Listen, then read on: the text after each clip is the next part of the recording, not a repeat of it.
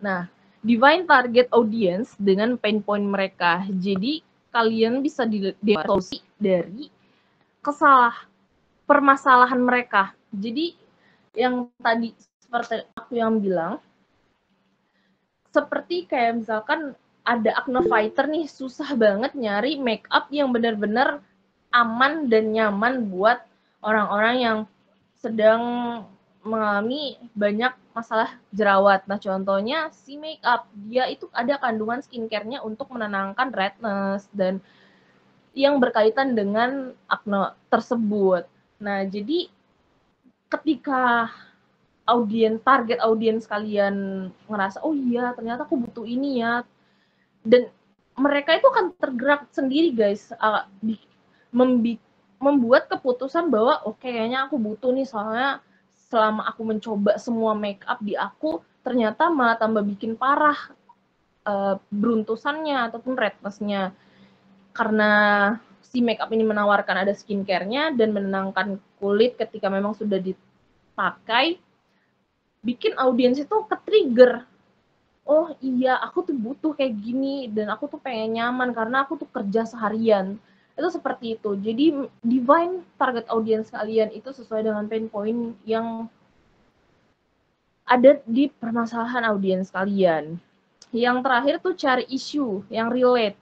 Itu sebenarnya sama dengan yang kedua. Jadi cari yang benar-benar tuh jadi masalah utamanya audiens yang kalian targetkan.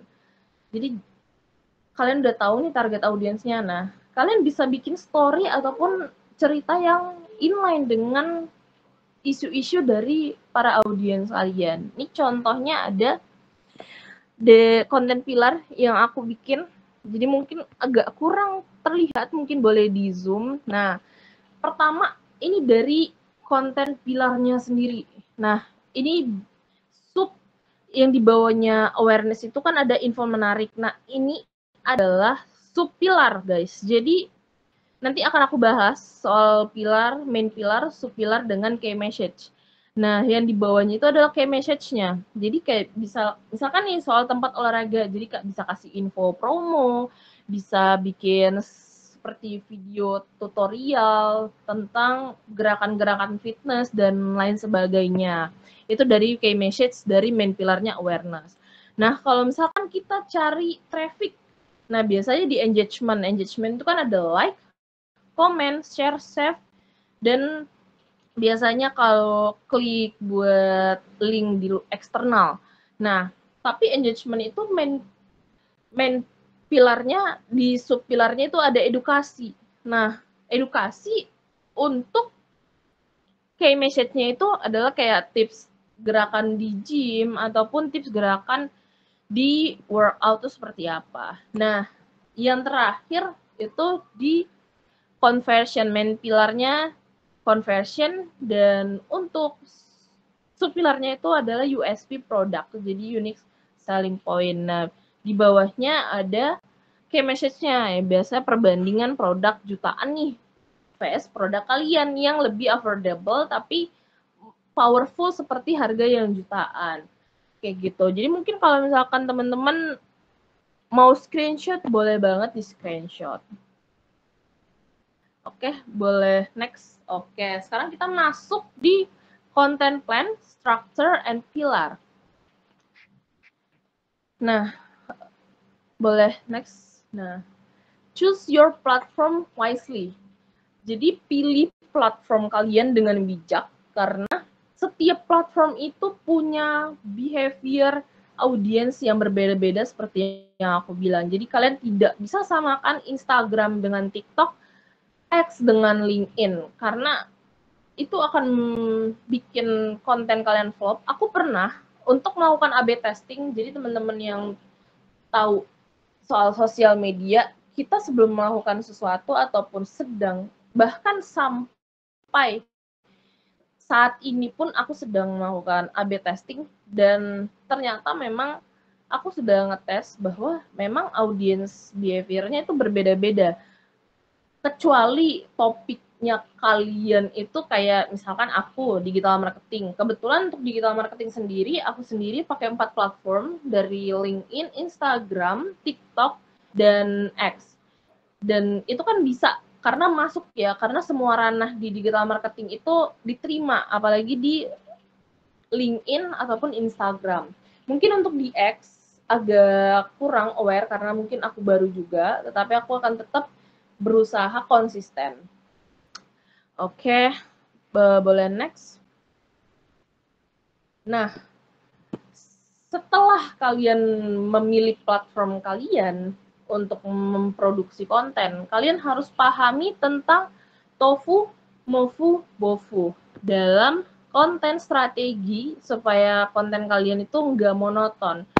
Nah, dan pastinya kalau untuk brand pasti akan achieve goal yang sudah teman-teman targetin.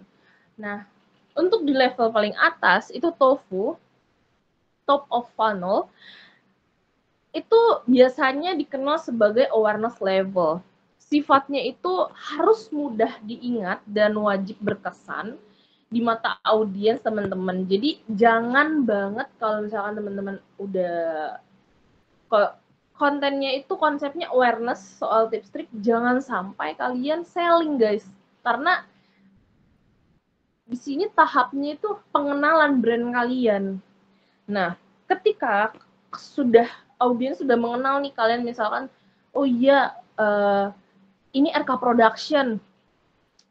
Nah, dia udah lama-lama lewat di timeline kalian dan segala macam. Lama-lama kalian tanpa perlu harus lihat subtitle ataupun logo yang ada biasa di konten, itu kalian udah tahu, oh ternyata ini kontennya RK Production gitu. Nah, setelah kalian melewati awareness, itu kita turun di MOFU, middle of funnel. Dan biasanya level ini masuk ke consideration level. Sebenarnya ini marketing funnel ini ada tergantung, ada 4, ada 5 sampai loyalty, tapi kalau untuk yang pemula bikin aja 3, jadi hanya 3 yang aku tampilin. Dan di level kedua ada consideration level, dan sifatnya itu membuat bikin audiens itu berpikir, mempertimbangkan apa yang kita tawarkan. Nah, jadi seperti yang tadi aku bilang di soal make up, skincare untuk acne fighter, itu kan sudah masuk ke consideration level. Ketika sudah banyak orang yang mempertimbangkan, udah banyak orang yang kayak ngerasa butuh, nah masuklah audiens tersebut di level BOFU, bottom of funnel ataupun decision level. Nah, sifatnya harus membuat audiens itu tertrigger. Jadi kalau misalkan sudah konten kalian masuk ke decision level, kalian harus membuat konten yang audiens itu ngerasa berpikir, wah ini aku butuh nih, aku harus beli. Jadi kalian harus bikin mereka itu melakukan sesuatu untuk membeli produk kalian. Bisa itu dilakukan dengan CTA atau call to action, ataupun minta mereka untuk survei, ataupun kayak form survei buat mungkin skincare ataupun tipe muka seperti apa yang cocok. Nah, tapi yang harus kalian pahami ini, kenapa kalian harus mempelajari funnel? Karena tidak semua orang, seperti yang tadi aku bilang, tidak semua orang suka melihat konten jualan. Karena kalian ini punya sosial media kan nggak akan mungkin lihat, oh hari ini si A jualan apa ya, kan nggak mungkin. Kalian itu udah penat, kalian udah mumet kerja seharian, buka sosmed kan untuk hiburan. Jadi sebisa mungkin konten kalian itu dapat infonya, dapat ilmunya, dan bikin audiens itu merasa kayak brand kalian itu benar-benar bermanfaat, nggak yang asal jualan-jualan aja. Oke, boleh next. Nah, kan kalian udah pahami soal TOFU, BOFU, tapi kalian belum tahu cara bikin konten kalian tuh tepat sasaran ke arah audiens yang kalian targetin. Biasanya si level bos ataupun atasan dari sosial media marketing sendiri itu kan biasanya hanya mengincar quantity, tetapi dari quality kontennya tuh menurun. Jadi biasa kalian sering dengar dong isu, aduh aku harus upload 3 konten satu hari, 6 konten satu hari. Nah, itu yang sebenarnya kalau kalian bisa punya power yang bikin konten kalian stabil walaupun kalian sampai 10 kali upload itu nggak apa-apa. Tapi di sini kebanyakan orang ketika ngupload lebih dari 2 konten itu pasti performanya akan turun, apalagi kalau megang satu job desk untuk satu orang untuk 7 job desk. Itu kan kalian sering pernah denger ya, kok sosial media tapi harus bisa edit video, copywriting dan lain sebagainya. Padahal job desk tersebut harus bisa dibedakan dengan beberapa orang gitu, tidak satu orang. Tapi di sini banyak banget yang satu orang bisa kerjain 7 job desk. Dan ini himbauannya akan menurunkan kualitinya. Nah, jadi untuk menghindari quality konten yang nurun, itu biasanya kita bikin konten mapping. Nah, perlu dipahami, konten mapping itu bagaimana cara kita membuat konten ke orang yang tepat di waktu yang tepat. Jadi sesuai dengan customer life cycle-nya dari brand kalian tuh sendiri. Boleh next? Oke. Dalam konten mapping itu ada 4 yang utama. Yang pertama yang bisa teman-teman lihat itu balik lagi ke customer persona.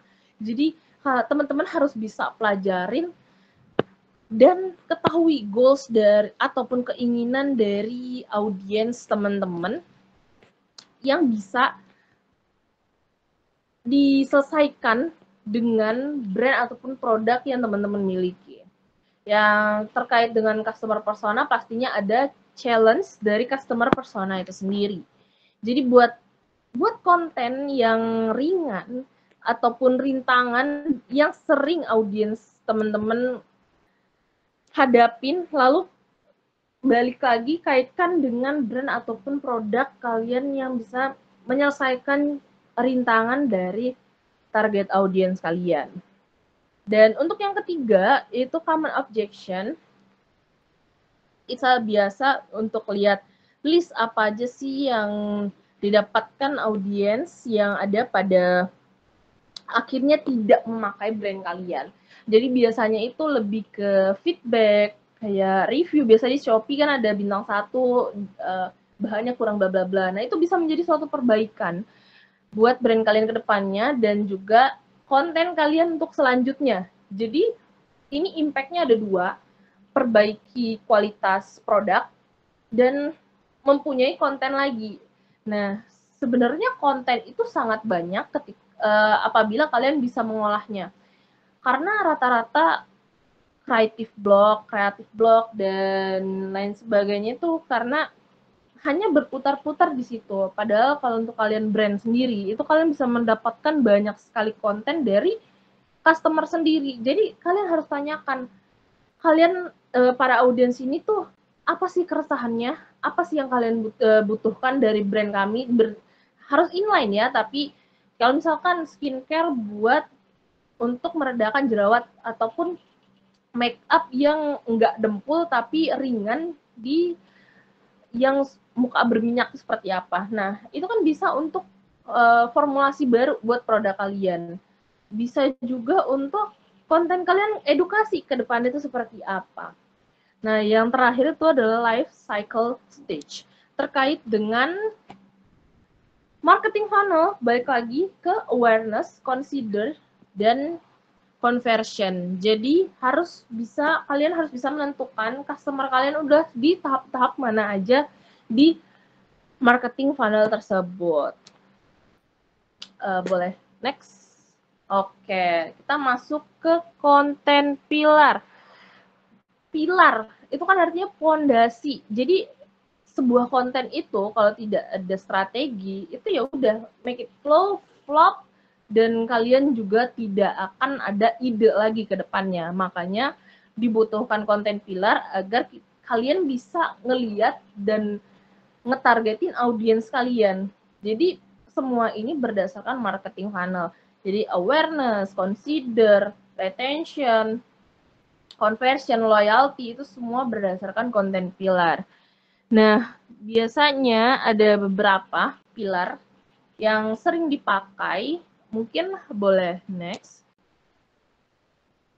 Nah, biasanya ada beberapa pilar yang bisa dipakai. Biasa teman-teman taunya itu kan kayak, oh ya edukasi, entertain. Enggak begitu guys. Jadi sebelum kalian mendapatkan konten pilar, itu prosesnya ada yang seperti di layar teman-teman. Jadi kalau mau menentukan suatu konten pilar, itu harus mulai dari brief. Harus brief. Briefnya gimana, dari mana. Biasa brief itu ada dari si level ataupun atasan dari sosial media marketing itu sendiri. Jadi kalau misalkan briefnya ini untuk Acne Fighter, nah kita masuk ke objektif atau tujuannya apa. Ada satu brand launching, ini si level ataupun bos lagi nge-launching suatu produk seperti retinol. Nah, objektif dari produk ini tuh apa? Karena kan baru launching, berarti tujuannya adalah ingin mengenalkan produk ini kepada audiens kalian yang memang udah loyal kepada kalian, kayak repeat purchase dan memang cocok dengan brand kalian. Nah, berarti objektifnya itu masuk ke, kita mau ke awareness, masuk lagi ke funnel paling atas, TOFU, awareness level.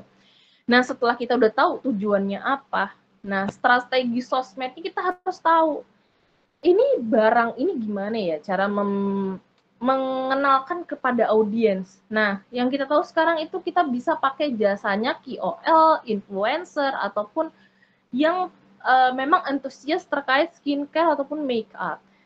Nah, kalau misalkan sudah tahu nih strategi sosmed untuk memperkenalkan produk yang baru launching ini dengan menggunakan KOL misalkan. Nah, lanjutnya adalah terkait dengan communication message yang pada campaign dari produk tersebut itu seperti apa. Jadi biasanya serum dari produk ini tuh untuk muka-muka yang memang orang sensitif skin, yang nggak bisa tiap hari memakai retinol. Dan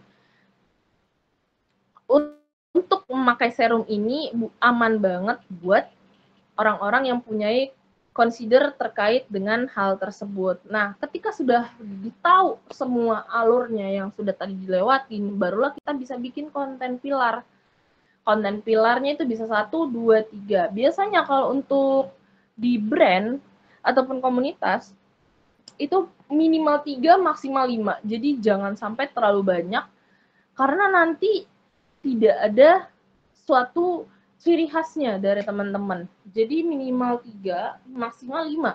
Kalau di tempatku sendiri, di RK Production, aku pakai 3 pilar aja. Mungkin boleh next.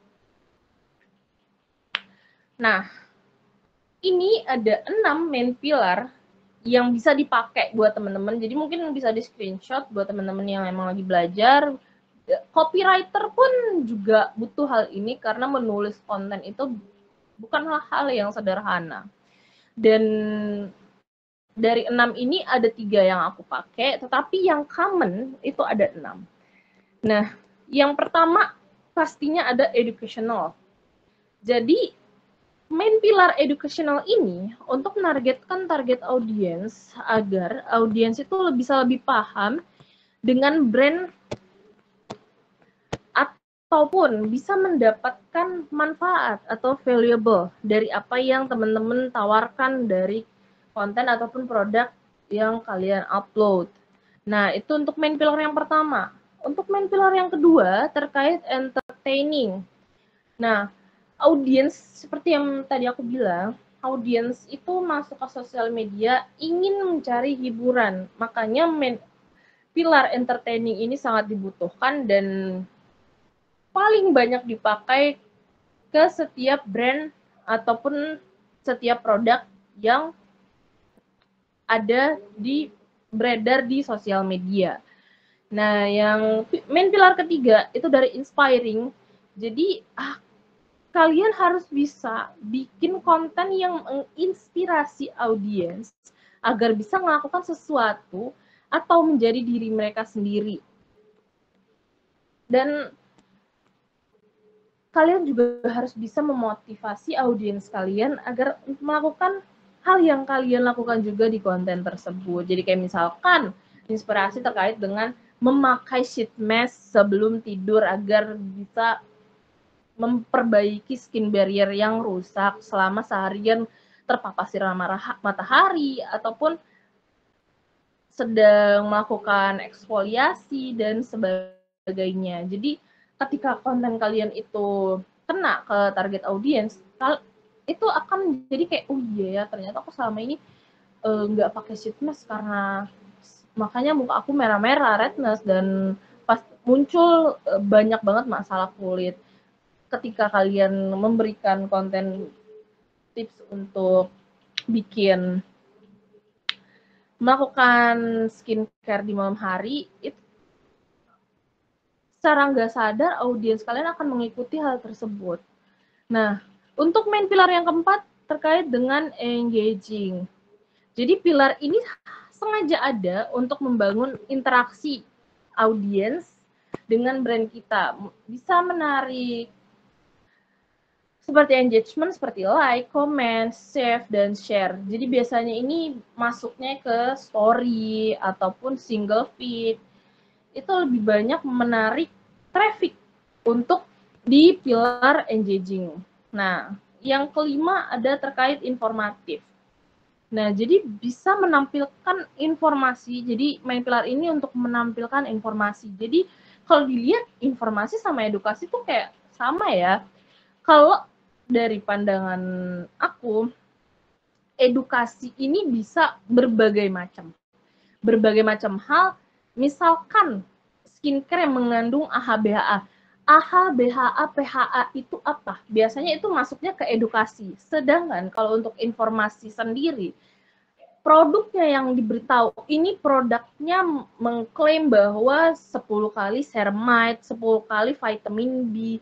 Nah, itu menurut aku perbedaannya. Jadi mungkin teman-teman bisa lebih paham soal perbedaan edukasi dengan informasi. Jadi edukasi itu secara luas, kalau informasi itu balik lagi ke produk ataupun brand yang kalian pegang.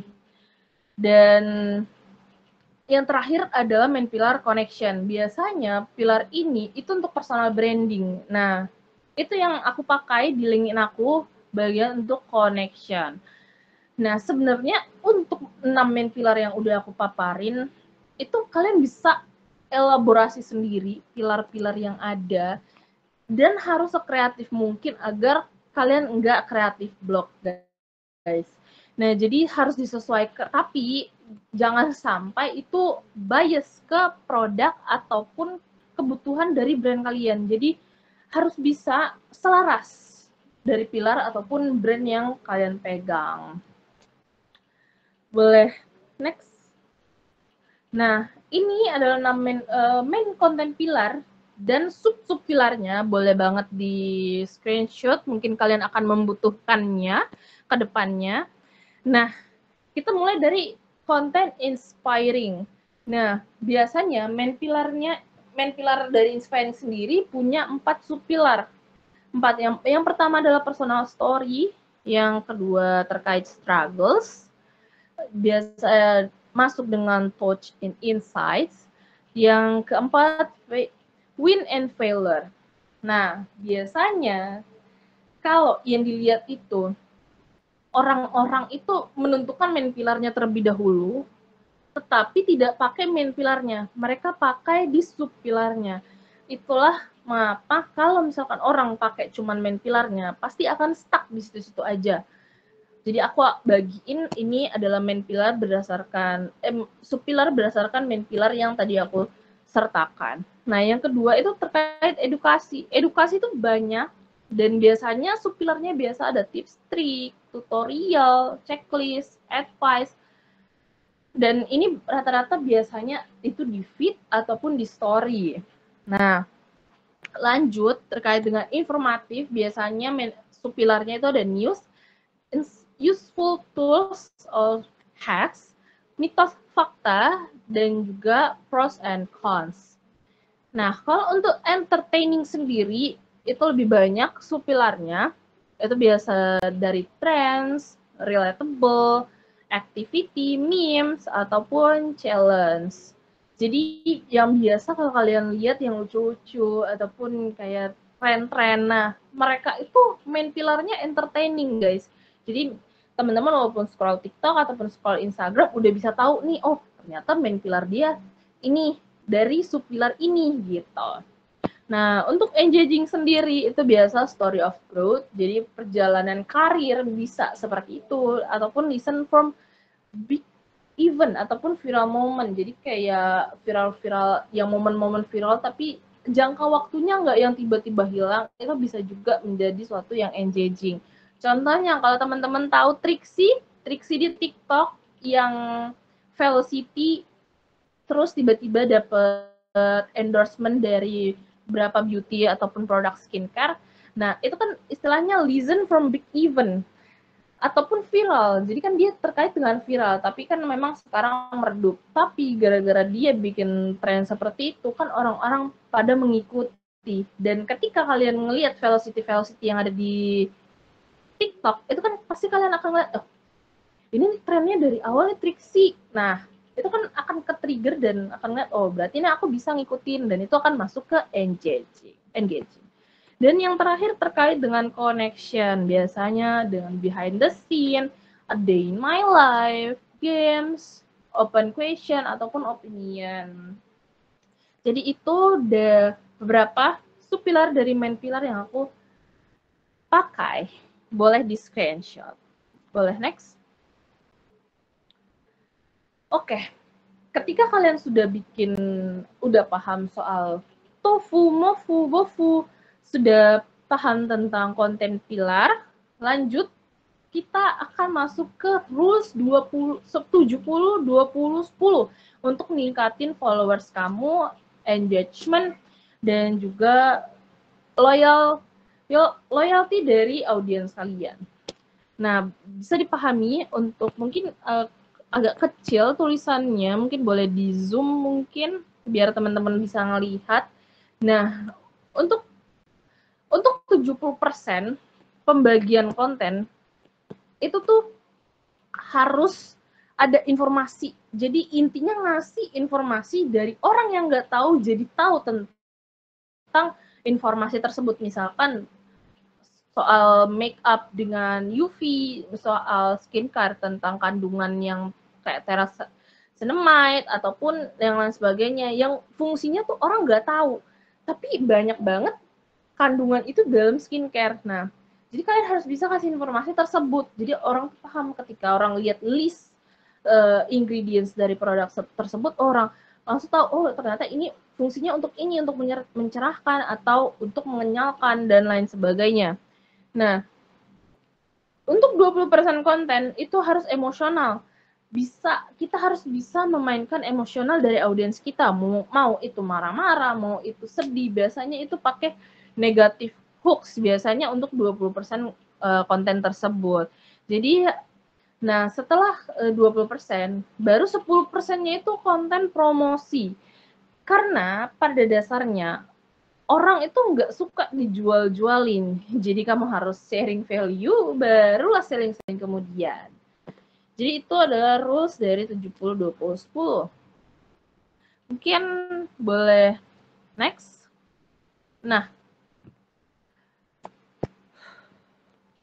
untuk melakukan ini khusus buat Instagram. Kebetulan aku baru mempelajari dan seperti yang teman-teman tahu, di Instagram sendiri itu punya 4 konten yang disediakan.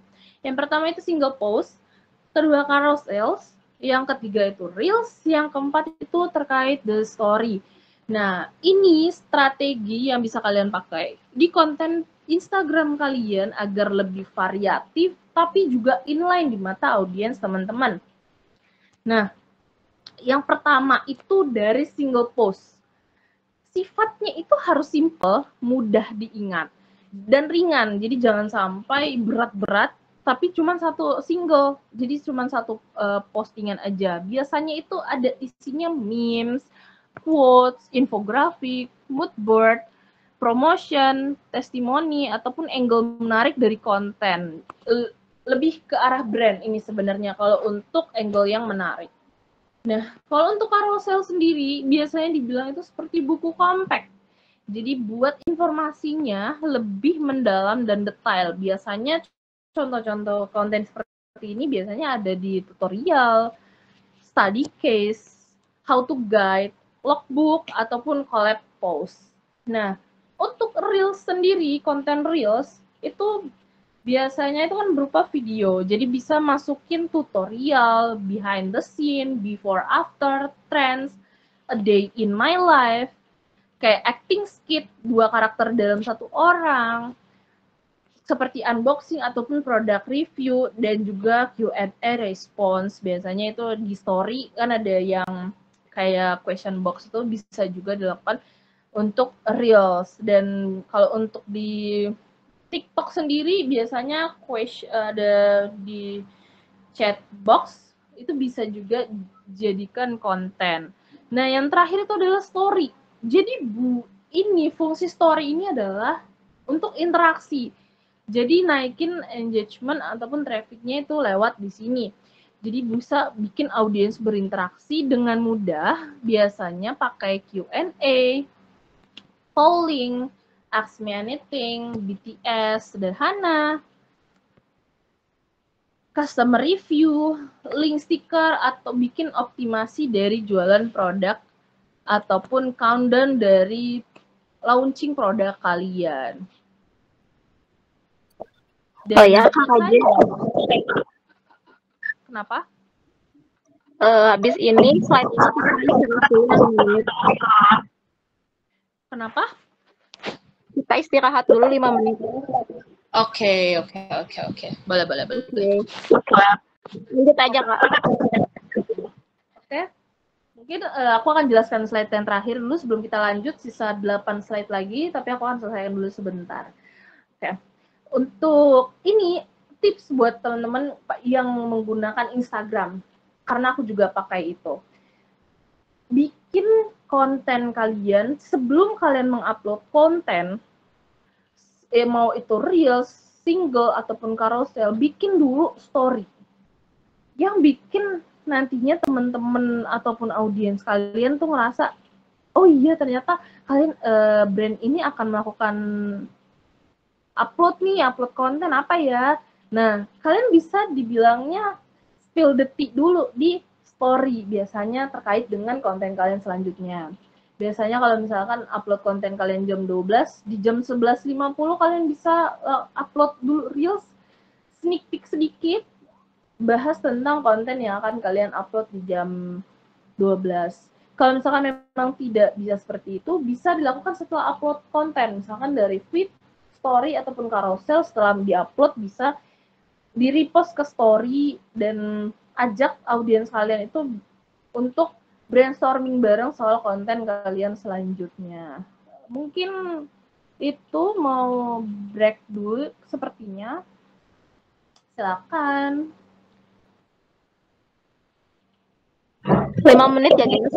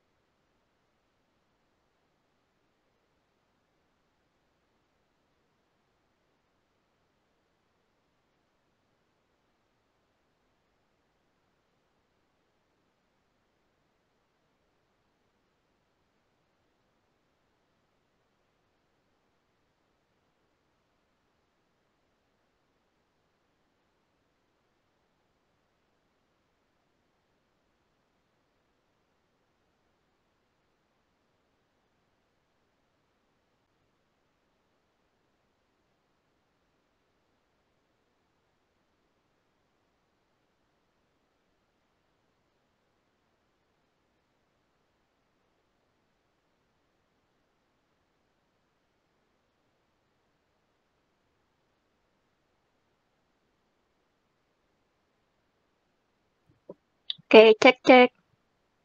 Kita lanjut lagi ya. Ini udah setengah jalan nanti. Ini udah banyak banget sih Kak pertanyaan dari Q&A sama kolom chat. Nanti setelah ini kita tanya jawab ya, biar lebih interaktif lagi. Oke, karena kebetulan juga slide-nya tinggal sedikit guys, jadi sedikit kita akan melakukan sesi Q&A. Boleh dilanjut yang untuk udah nentuin rumus.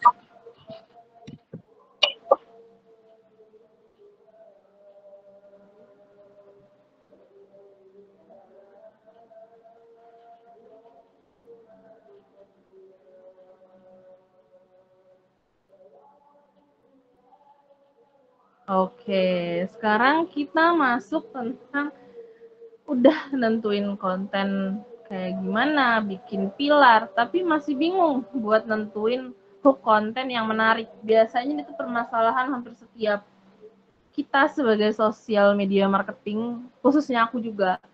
Tapi aku punya beberapa hook yang udah aku kumpulin dan aku pakai juga. Jadi I hope it works for kalian yang mau mulai bikin konten. Nah, jadi ada 4P bikin konten kalian itu enggak monoton. Boleh next? Nah, ini adalah teknik 4P yang bikin konten kalian gak monoton. Nah, bisa di screenshot dulu karena ini benar-benar helpful banget buat teman-teman apalagi yang sedang pegang brand. Yang pertama, P pertama adalah pernyataan. Jadi bikin suatu konten yang melakukan pernyataan dari entah itu produk ataupun brand kalian.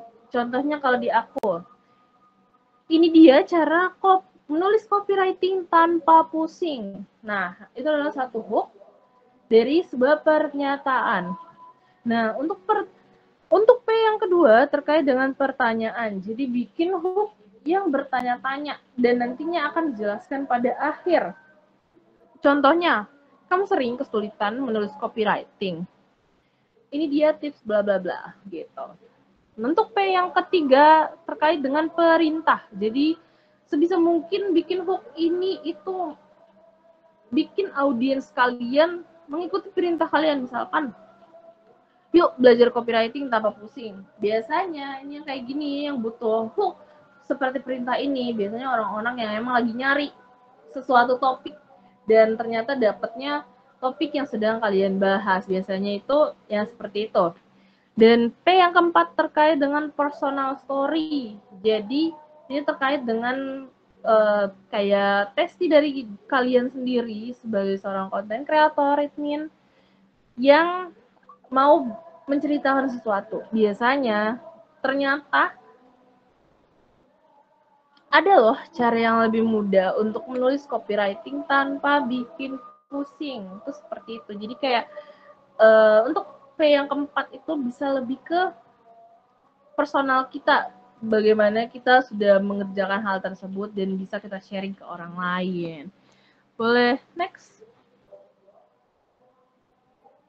Nah, biasanya kan kalau itu mungkin sederhana ya, cuma 4P. Boleh next? Kayaknya di layar belum deh. Oke. Nah, untuk biasanya teknik 4P ini kan kadang ya mungkin works, mungkin nggak works. Nah, aku ada kasih 3 ide headline yang lebih agar audiens kalian tetap menonton konten kalian sampai habis, sampai selesai. Yang pertama, dengan headline yang menunjukkan numbers ataupun angka. Jadi biasakan headline kalian itu menggunakan angka agar audiens lebih memahami dan memproses apa yang kalian sampaikan dengan mudah dan nantinya akan terukur secara manfaat atau benefit yang akan mereka dapatkan dari konten yang teman-teman bagikan. Jadi contohnya seperti 3 tips skincare terbaik yang bisa kalian lakukan dengan mudah ataupun tips membuat kulit kalian lebih cerah dengan melakukan 2 hal ini. Jadi kayak ada 2 hal, 3 tips gitu. Jadi gunakan angka di setiap hook kalian. Nah, yang kedua terkait dengan how to atau tutorial. Jadi lebih kayak memberikan shoot terkait dengan contoh-contoh gimana secara kalian membuat dan apa yang akan mereka rasakan setelah melakukan ataupun contoh dari yang kalian bikin. Contohnya, cara menentukan karir digital marketing kalian lebih terarah dengan shape marketer. Ataupun ini dia cara membuat konten pilar yang efektif untuk konten plan kalian agar nggak monoton. Biasanya seperti itu, jadi kayak tutorial-tutorial gitu. Jadi setelah hook tersebut, kalian harus menjelaskan tutorialnya terkait dengan yang di hook yang sudah kalian tulis. Jangan sampai clickbait ya guys, karena orang pada nggak suka dan orang sekarang ini pada sudah paham entah itu clickbait dan lain sebagainya. Dan yang terakhir terkait warnings. Jadi headline ini biasanya digunakan lebih ke arah sebab dan akibat yang biasanya terkait dengan apa yang ataupun kesalahan yang sering audiens lakukan atau alami pada kegiatan-kegiatan tertentu dan kita datang ataupun brand kita datang menjadi solusi mereka. Contohnya, stop melakukan eksplorasi kalau cara kalian masih seperti ini ataupun hindari cara pakai toner AHBHA kalau nggak mau kulit kalian jadi ngelupas. Jadi misalnya kalau warning biasanya stop, hindari, jangan, buang. Ya pokoknya itu lebih ke negatif. Jadi lebih ke negatif hoax. Oke, boleh next. Mungkin boleh di screenshot yang tadi. Nah, kalau misalkan biasanya dalam sosial media itu sekarang udah banyak banget tools-tools buat mensupport kerjaannya teman-teman. Contohnya ada 3 tools berdasarkan kategori yang bisa aku kasih buat teman-teman, bisa di screenshot. Nah, untuk yang tools pertama itu soal menganalisa kompetitor dan juga trends. Biasa pakai Social Blade, Meta Business Suite, kalau data, ataupun Fastmos.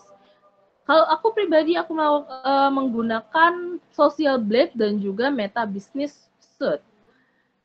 Kalau tools yang kedua terkait dengan brief content ataupun workflow, biasanya dipakai juga saat menulis script konten ataupun sedang melakukan ya seperti melakukan scripting biasanya atau penjadwalan konten. Nah, itu bisa dipakai dengan tools Trello, Notion, Slack, ClickUp, Asana. Kalau misalkan jadwal bisa pakai spreadsheet seperti yang tadi aku pakai di sebelumnya.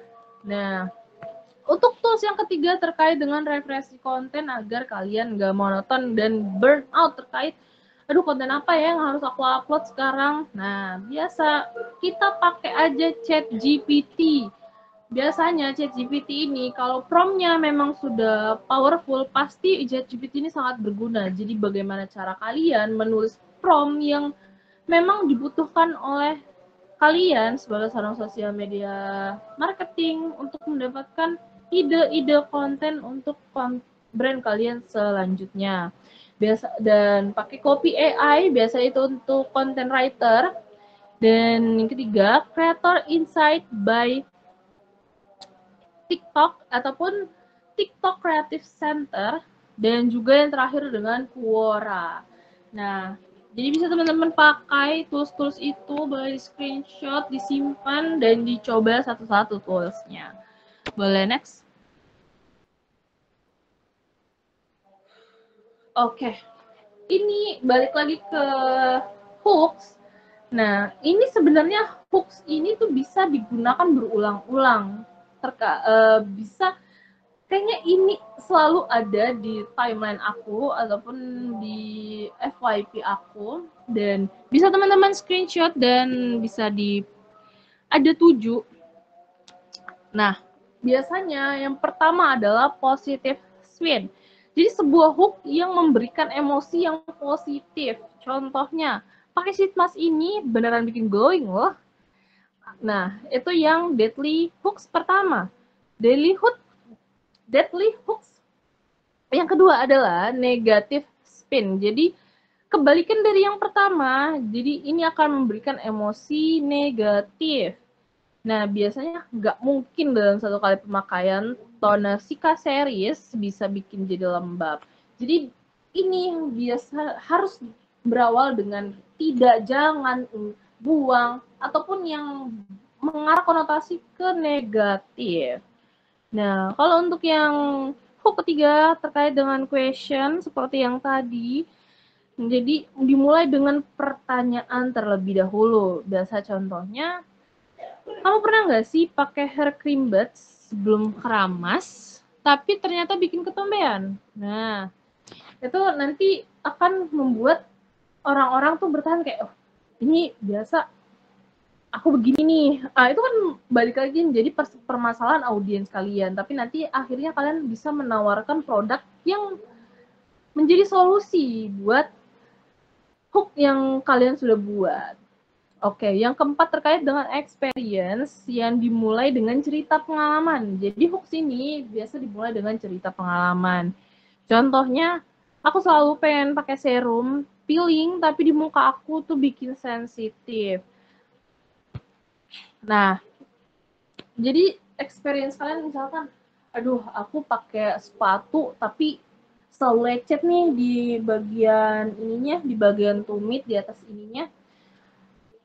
Aku tuh pengen suatu sepatu tuh nggak yang bikin lecet tapi nyaman dipakai seharian. Itu juga bisa menjadi suatu experience. Jadi experience itu lebih ke ngarah kita melakukan sesuatu dan hasilnya worse, hasilnya gagal, jelek, ataupun tidak sesuai dengan ekspektasi. Nah, datanglah suatu brand atau produk ini menyelesaikan masalah dari kalian gitu sebagai audiens.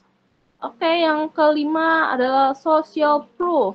Ini adalah sebuah hook untuk memperlihatkan bukti atau testimoni. Jadi teman-teman sering bakal lihat dong. Maaf guys, mau bersin maaf. Jadi biasa social proof ini biasa teman-teman akan lihat di brand testimoni, aku udah make ini selama 3 bulan dan hasilnya itu bisa bikin cerah dan segala macam. Nah, biasanya brand ataupun kalian sebagai seorang sosial media itu pasti akan screenshot dan itu kan pasti bikin konten. Nah, bisanya kayak ditunjukin dulu nih testimoninya, barulah nanti selanjutnya kalian akan menjelaskan konten tersebut. Dan pastinya ini bisa dilakukan di tahap promosi ataupun conversion funnel. Yang keenam terkait dengan call out. Jadi hook yang bekerja dengan memanggil target audience dari teman-teman. Jadi contohnya, buat kamu yang sering on off jerawatnya sih, aku mau kasih satu tips. Jadi kayak gitu. Jadi biasanya kalau teman-teman dengar kayak, ada nggak sih di antara kalian yang begini-begini atau apa cuman aku? Itu biasanya juga entah itu negatif ataupun call out itu bisa. Nah, kalau yang terakhir dengan how to itu sama yang seperti yang aku jelaskan, jadi sebuah hook yang memperlihatkan terkait dengan tips, trik, tutorial, biasanya contoh cara melihat peeling serum aman untuk tipe kulit sensitif. Nah, biasanya itu kan akan dilihat ingredients-nya apa aja yang bagus untuk kulit dan pembagiannya berdasarkan tipe kulit. Itu biasa tuh seperti itu. Oke, boleh next. Oke, ini adalah sebenarnya sosial media. Ini yang perlu teman-teman tahu, itu mau di TikTok dengan di Instagram itu sama. Jadi punya tipe 4 analytics walaupun tidak menggunakan tools yang tadi, tapi tools yang di sini sudah analytics ini sudah disediakan oleh platformnya sendiri, jadi kalian bisa lebih gampang. Ini ada beberapa, ini aku ngambilnya dari Instagram. Bisa teman-teman lihat.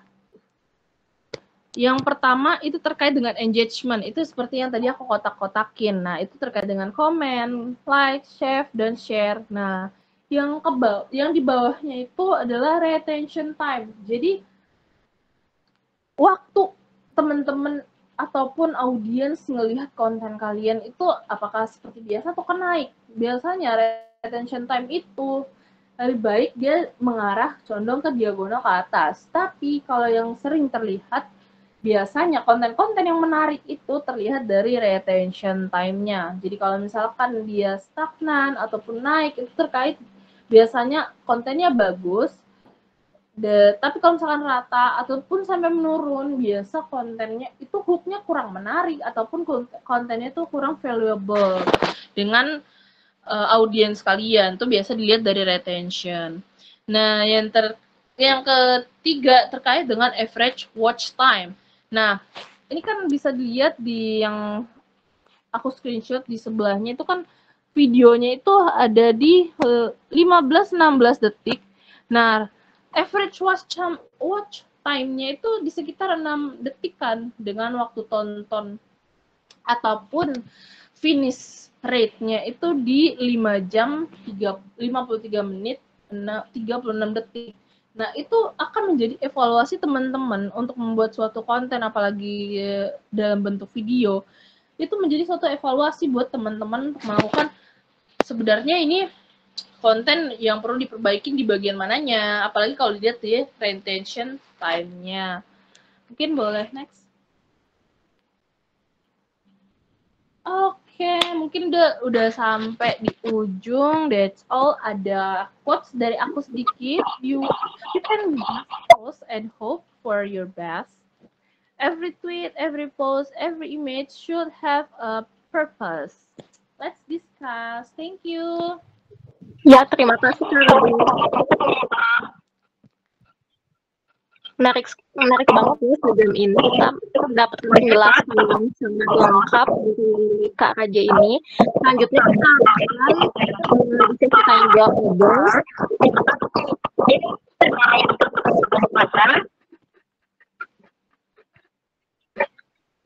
Untuk yang resen dulu kita sebentar. Untuk Kak Army boleh.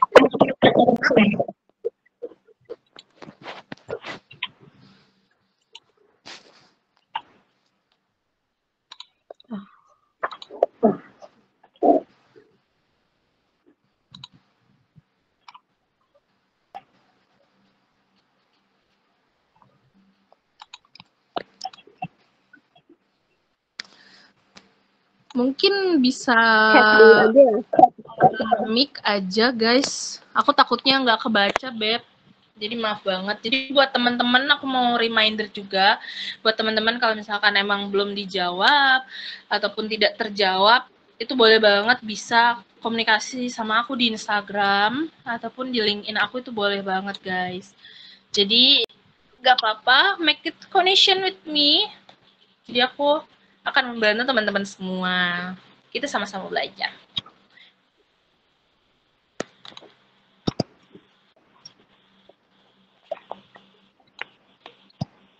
Boleh di raise hand, ditunjuk aja Alfa siapa, soalnya udah ini. Bentar Kak. Kayaknya di chat belum aja sih Kak, di kolom chat aja. Oke, aku akan lihat dari atas.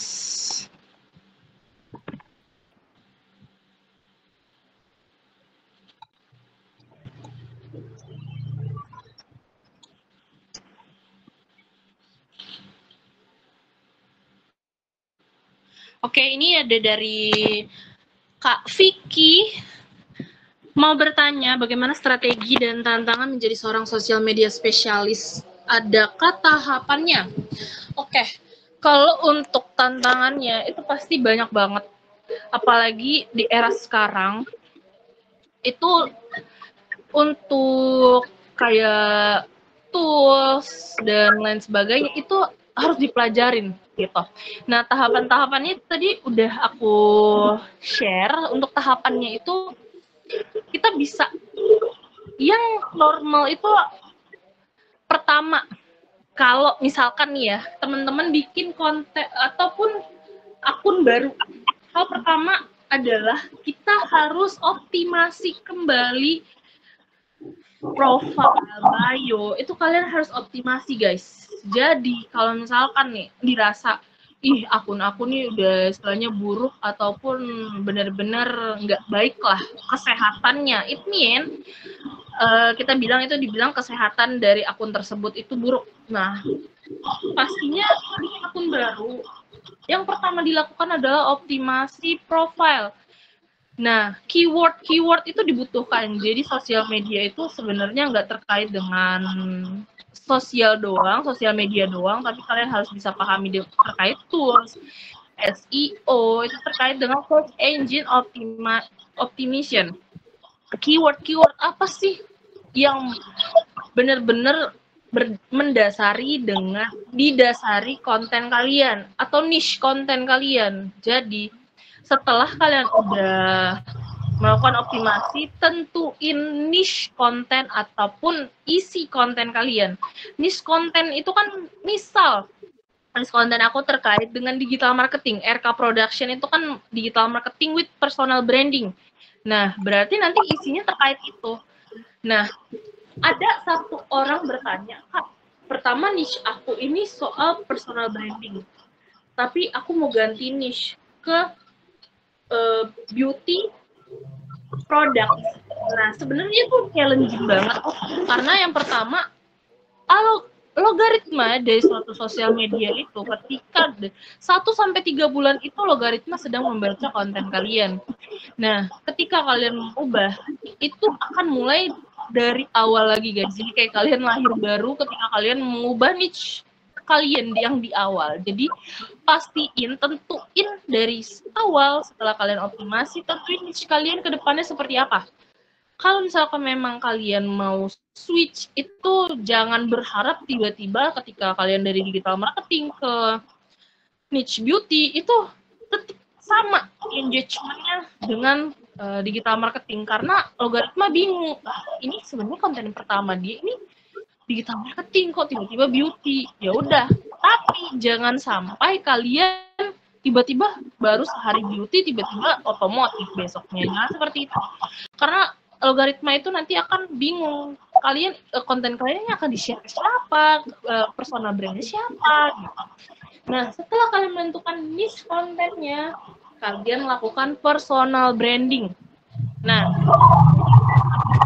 di era sekarang apalagi online, setelah kalian sudah menentukan niche, kalian harus bergerak personal branding kalian berdasarkan niche kalian. Personal branding itu adalah siapa kamu, siapa orang ingin mengenal kamu dengan siapa. Misalkan aku sendiri, orang-orang kenalnya aku dari RK Production ataupun RK Studio. Jadi misalkan, oh ini foundernya dari RK Production. Mereka mengenal aku seperti itu sudah menjadi personal branding aku. Jadi teman-teman harus bisa make a personal branding unik. Jangan sampai kalian itu sama dengan yang lain. Di dunia perskincarean itu sudah banyak, beauty influencer itu sudah banyak, tetapi yang punya ataupun orang mengingat personal branding itu sangat sedikit. Contohnya Suhai Salim, Tasya Farasya, kayak ibu dosen skincare, jadi, nah itu kan adalah suatu personal branding. House skincare, nah itu kan suatu personal branding. FYP spesialis itu kan sebuah branding. Setelah udah 3 urutan ini, yang terakhir adalah posting atau tagging konten.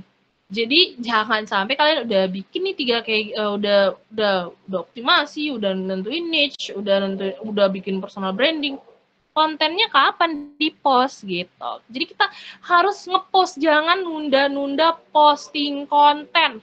Gak percuma kalian ngelakuin 3 step tadi kalau konten kalian enggak kalian posting. Kayak gimana kalian orang mau tahu kalau kalian nggak posting? Hanya berbicara aja tanpa posting itu tidak ada valuable-nya. Jadi untuk sosial media ataupun kita sendiri pun menjadi, untuk konten kita itu bisa menjadi seorang sosial media spesialis gitu. Itu pun dipakai juga di sebuah brand. Jadi mungkin itu Vicky bisa menjawab tahapan-tahapannya dan strateginya mungkin. apa aja soft skill dan hard skill. Soft skill dan hard skill yang pertama, sebenarnya hard skill itu terkait dengan tools yang tadi aku udah kasih tahu. Tools yang harus kalian bisa itu karena itu bikin kalian produktif dan nggak ketinggalan info terbaru. Dan kalau untuk soft skill-nya, yang pertama kalian bisa negosiasi, karena biasanya tidak jarang di Indonesia ini untuk role sosial media spesialis itu bisa merangkap KOL, desain, dan segala macam. Jadi sedikit banyak kalian bisa yang namanya manajemen waktu, critical thinking, dan yang pastinya negosiasi. Menurut aku itu hal yang terpenting untuk sekarang ini menjadi sosial media, dan ekor-ekornya bisa desain, copywriter, KOL, dan ads dan sebagainya, itu bonus-bonus aja dan bisa dipersiapkan kalau dilihat di Indonesia ini seperti apa untuk pekerjaan di bidang kreatif. Kak, ini kayaknya ada yang mau nanya. Kenapa? Mau open mic? Oh, ada boleh, yang mau nanya. Boleh. Halo Kak, izin bertanya. Ya, sebelumnya saya perkenalkan diri dulu. Saya Nita Hermawati dari, sekarang domisilinya sedang berada di Yogyakarta. Izin bertanya Kak, untuk sekarang ini saya sedang di salah satu perusahaan yang ada di Jakarta. Pertanyaan saya yaitu, misal kita pegang 7 brand nih, dan 7 brand itu beda-beda konsep dalam pembuatan brief kontennya gitu, kayak ada ketentuan-ketentuan sendiri gitu. Nah, tapi di hari itu kita bikin brief kontennya itu kayak 7 story sama rilis dari masing-masing tersebut. Itu kayak hitungan hari gitu Kak. Nah, pertanyaannya adalah cara supaya efektif dan baiknya untuk ngebuat brief kontennya ini gimana ya? Karena terkadang saya bingung gimana caranya biar ide-ide konten itu bisa up to date dan tapi sesuai sama brand yang udah diminta sama leader kita gitu. Nah, sebenarnya kebingungannya tuh ada di pembuatan brief ide kontennya itu sih Kak, karena setiap konten itu kayak misalkan kita membuat brief konten untuk story itu nanti ada referensinya. Nah, saya kebingungan dalam mencari referensi sehingga untuk ide-ide kontennya itu terkendala di situ gitu Kak. Terima kasih. Oke, ini aku langsung jawab aja ya, Alfa. Sri. Langsung aja. Oke. Jadi kalau untuk bikin brief konten, sebenarnya untuk referensi, kalau aku pribadi itu biasanya aku bikin konten bank. Kalian percaya nggak kalau aku udah bikin konten dari sampai September 2025? Karena aku bikin bank konten yang benar-benar, jadi satu hari itu biasa aku nyari referensi. Jadi referensi itu kita lihat lagi terkait dengan misalkan Nita tadinya soal apa Beb? Kalau untuk brief dari leader terkait dengan konten apa nih? Salah satunya ada gaming, terus ada kayak air purifier, kemudian ada jualan alat-alat musik gitu Kak. Jadi secara garis besar perusahaan yang bergerak terkait dengan manufaktur apa? Yang jualan-jualan Kak, jualan produk. Tapi itu produknya ada macam-macam kayak alat musik, produk gaming, terus produk untuk kebutuhan rumah tangga dan seterusnya. Oke. Nah, ini kan niche kontennya terkait dengan produk-produk yang benar-benar random istilahnya. Nah, jadi Nita ini bisa ngelihat apa ya, produk yang memang lagi best seller itu bisa Nita bikinkan konten. Nah, jadi yang dibalik lagi, Nita harus cari, biasa pakai tools aja Beb, pakai Quora ataupun lihat dari kompetitor. Nah, sebenarnya ide konten buat teman-teman yang lagi megang handle suatu brand itu baiknya ngelihat aja dulu dari kompetitor. Jadi pahami basic dari ATM. Jadi amati, tiru, modifikasi. Jadi kalau misalkan ada suatu perusahaan yang mirip nih sama yang Nita lagi pegang, itu Nita boleh cari dan lihat juga di hashtagnya. Biasanya di hashtag itu juga ada konten-konten lain. Nah, itu bisa menjadi suatu ide konten. Dan aku sarankan kalau ketika misalkan Nita lagi kosong, kalau aku pribadi biasanya 01 sampai 2 atau 3 jam, itu biasanya aku sendiri pun yang ngasih referensi konten ke tim sosmed aku. Jadi aku bantu, kalau dari aku pribadi, aku ngebantu sosmed aku nih cari ide konten. Misalkan, aku juga sebagai seorang founder, aku ngerasain, ini kayaknya konten yang menarik nih buat audiens. Aku akan membantu sosmed aku tersebut. Jadi kayak, nih, kamu tinggal pilih, aku kasih 20 sampai 30 ide. Tim sosmed aku yang akan pilih berdasarkan niche konten yang udah ditentukan. Dan akhirnya bisa terkumpul banyak sampai bulan September tahun ini. Sampai bulan September itu cukup banyak, udah hampir, karena dari 1 minggu itu aku nge-produce 36 konten selama 4 bulan. Nah, kalau untuk brief kontennya sendiri itu pakai aja ChatGPT, tetapi harus dipahami bahwa kalian ataupun yang copywriting ataupun sosial media itu harus bikin apa ya, lebih kayak apa bahasanya dibilang,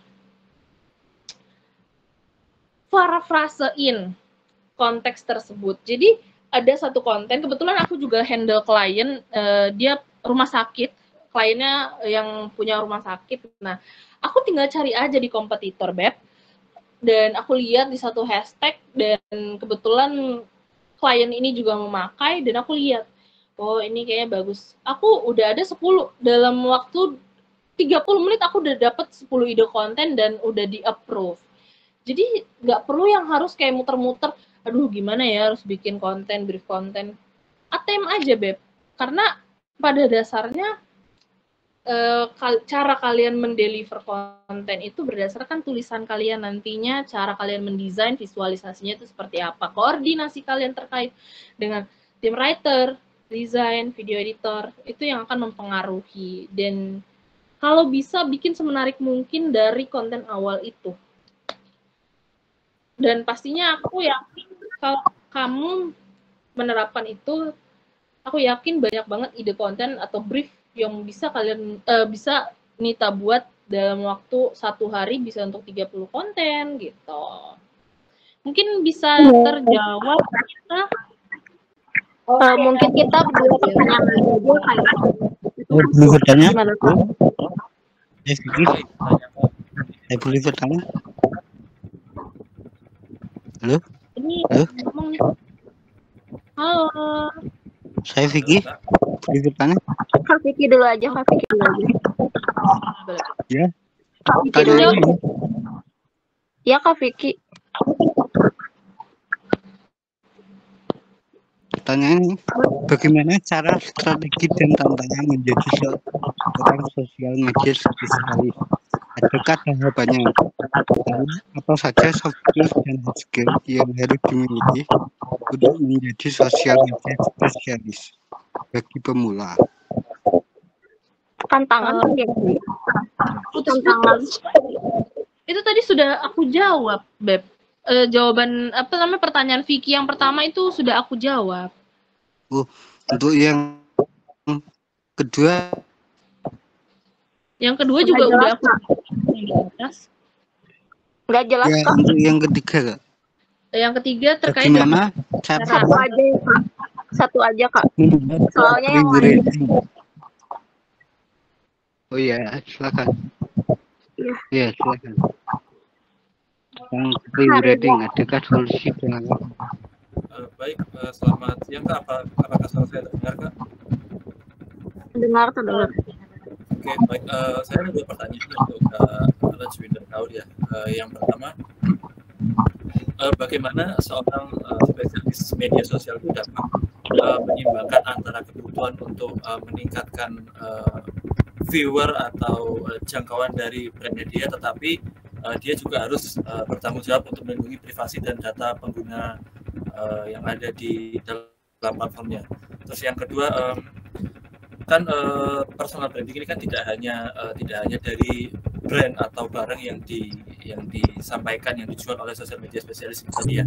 Tapi bagaimana kita sebagai sosial media spesialis itu dapat punya semacam trademark atau ciri khas tersendiri yang dapat dilihat oleh konsumen dan calon konsumen yang ingin membeli atau berinteraksi langsung dengan kita selaku profesional. Terima kasih, Pak. Oke. Kebetulan suaranya putus-putus di pertanyaan pertama, jadi mungkin nanti di kolom chat aja yang pertama. Yang kedua, aku mendengarnya bahwa personal branding itu nggak hanya di sebuah brand ataupun produknya, tetapi bagaimana brandnya ya untuk show off, untuk membedakan ya, seperti itu ya untuk pertanyaannya ya. Iya, Kak. Oke, jadi balik lagi. Personal branding terkait brand dengan produknya itu tuh akan berjalan searah. Jadi brandingnya itu kan misalkan si make up itu untuk acne fighter. Nah, brandingan itu kan seperti itu. Nah, barang-barangnya seperti make up terkait dengan bedak dan segala macam. Nah, itu kan berdasarkan produknya masing-masing. Jadi kita ngejelasinnya untuk nge-branding suatu produknya ini dari brand si makeupnya itu, kita lihat keunggulan produk tersebut itu dari yang lain. Jadi kita harus melihat personal branding itu bukan dari brand, bisa dari brand, bisa dari barang, bisa dari kita sendiri. Jadi kita harus melihat apa sih yang unik dari kita, dari barang tersebut atau brand tersebut yang bisa kita sampaikan, dan itu akan menjadi keunikan yang akan dibawa seterusnya. Nah, itulah gunanya kita harus mengetahui produk kita yang kita jual, keunikan dari produk tersebut apa yang bisa kita tawarkan ke audiens kita dan bermanfaat dan bisa diingat. Jadi personal branding itu bisa diingat, punya manfaat, dan kita akan punya jangka yang panjang untuk branding tersebut. Jadi branding ini bukan hanya sekadar brand doang, bukan nama brand doang. Kita bisa menjadi diri kita sendiri sebagai sosial media, itu bisa jadi branding. Barang tersebut yang lagi dijual itu bisa jadi brandingan. Itu seperti itu. Mungkin Reza dijawab untuk pertanyaan kedua mungkin. Lanjut yang itu aja, Kak. Army aja. Deh tadi soalnya. Lanjut satu pertanyaan lagi aja karena waktunya kan udah habis. Oke. Lanjut ke Kak Army aja. Soalnya dari tadi. Baik, terima kasih atas kesempatannya. Assalamualaikum warahmatullahi wabarakatuh. Selamat siang semuanya. Ya, saya ingin bertanya mengenai personal branding. Tadi kebetulan ada pertanyaan mengenai untuk personal branding diri sendiri ketika ingin mendapatkan suatu pekerjaan. Jadi kalau nggak salah, kalau misalnya ingin, ya misalnya dia background awalnya di bidang A, kemudian dia ingin beralih ke bidang B tadi kan. Nah, di sini saya jadi tertarik ingin menanyakan hal tersebut. Ya, kalau untuk personal branding terkait hal ini, baik dalam bentuk konten ataupun dalam copywriter, nah itu apakah ada gitu suatu kata kunci yang mungkin dapat menekankan lagi kalau kita benar-benar ingin di bidang tersebut, walaupun mungkin bidang pendidikan kita mungkin berseberangan dengan bidang yang ingin kita tuju tersebut. Kemudian satu lagi mengenai ketika kita mau Satu aja oh iya, soalnya waktunya. Baik, terima kasih, mungkin itu aja. Ya, terkait personal branding tadi, Kak. Oke, baik, thank you. Ini buat teman-teman semua, aku reminder kalau misalkan memang pertanyaan belum dijawab, boleh banget nanti connect LinkedIn ataupun di Instagram aku tuh boleh banget. Jadi buat teman-teman, boleh untuk bertanya dan aku feel free banget untuk dijawab. Jadi kalau untuk pertanyaan tadi terkait dengan personal branding, kita mau switch karir, even ibu-ibu rumah tangga aja. Jadi kita berdasarkan study case yang memang sudah ada, ibu-ibu rumah tangga aja soal kayak dia rapi-rapi barang ataupun pekerjaan rumah, masak-masak. Nah, itu kan nggak perlu yang harus latar belakang kita harus S1. Misalkan aku sendiri S1 sebagai seorang sarjana manajemen keuangan, tapi tiba-tiba aku berkecimpung di sosial media manajemen. Nah, itu tidak harus harus tidak dilatar belakangnya dengan pendidikan kita atau pekerjaan kita. Karena di bidang kreatif ataupun digital marketing sendiri ini, itu tidak ada dasar khusus. Nah, bagi teman-teman yang ingin order kaos, silahkan bisa order di marketplace Shopee, Tokopedia maupun Lazada. Caranya tinggal ketik Muhammad Irfando. Tentunya banyak pilihan kaos keren yang bisa teman-teman pakai, yang cocok buat nongkrong, hangout ataupun gaya sehari-hari ya. Dan tentunya nyaman dipakai, tahan lama dengan desain yang unik, eksklusif, bahan premium dan kualitas terbaik ya. Nah, tentunya dengan banyak pilihan kaos keren, silahkan teman-teman bisa order satuan boleh, lusinan boleh, apalagi borongan silahkan. Nah, untuk kaos lengan pendek silahkan teman-teman bisa klik di Shopee, Tokopedia, Lazada, ketik saja Muhammad Irfando. Nah, untuk kaos lengan panjang juga tersedia di marketplace Shopee, Tokopedia, Lazada. Cuman ketiknya Fando Official Shop. Jadi teman-teman sama bisa pilih untuk kaos lengan panjangnya dengan kaos keren, dengan desain-desain yang keren, eksklusif, dengan bahan premium. Nah, ada banyak pilihan, silahkan teman-teman bisa order satuan, lusinan ataupun borongan silahkan ya. Tentunya tersedia ribuan produk, silahkan teman-teman bisa cek satu persatu. Nah, silahkan bagi yang ingin order bisa ketik di Shopee, Tokopedia, Lazada, ketik Fando Official Shop.